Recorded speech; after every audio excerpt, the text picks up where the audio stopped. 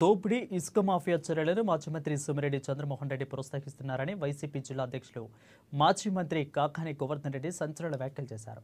కుటుంబం రాయల్టీ అంటూ సోమిరెడ్డి శాసనసభ్యుడిగా చేస్తున్న పనులు అనధికారిక రాయల్టీ వసూలు చేయడంతో కూడా ఎద్దేవా చేశారు.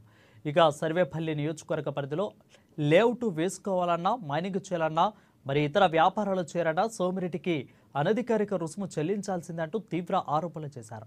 ఇక ఈ మేరకు తన నివాసంలో నిర్వహించిన విలేకరుల సమావేశంలో కాకాని గోవర్ధన్ రెడ్డి సర్వేపల్లి నియోజకవర్గంలో జరుగుతున్న అక్రమాలకు కొన్ని ఆధారాలు కూడా ప్రదర్శించారు. మైనింగ్ అధికారులు సోమిరెడ్డి కనుసన్నల్లోనే ములిగే పరిస్థితుల నేపథ్యంలో రాష్ట్ర ఖజానాకు ప్రాంతం నుంచి గండి పడుతుందని గోవర్ధన్ రెడ్డి విమర్శించారు. సోమిరెడ్డి పనులు చేశాడు. ఆ పనులకు సంబంధించినటువంటి ఫోటోలు కూడా చూపిస్తాం.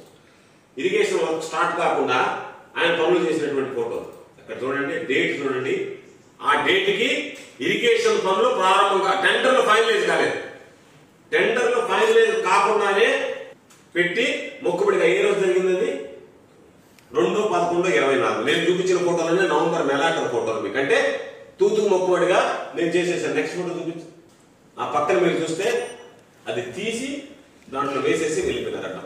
అంటే బయటకు కూడా వేయలేదు చూడండి.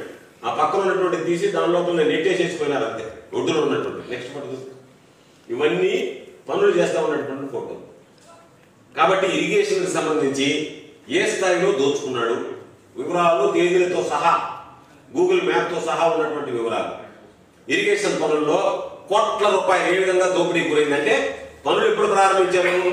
టెండర్లు ఫైనలైజ్ కాకుండా. టెండర్ పనులు ఎప్పుడు పూర్తి చేశారు? నీళ్లు వదిలేసేసి మా అమ్మ అనిపించేసి మేము నీళ్లు వదిలేసేసామని చెప్పి చూపించినటువంటి ఫోటోలు. అదేవిధంగా గ్రావెల్ ఫోటోలు కూడా చూపిస్తాం. గ్రావెల్ అనేటువంటిది ఎంత దారుణంగా ఉన్నటువంటి మాట వాస్తవమా? ఈ ట్రెంచ్ కొట్టినటువంటి మాట వాస్తవమా? నీవు ఇల్లీగల్ చేస్తుంటే అధికారులు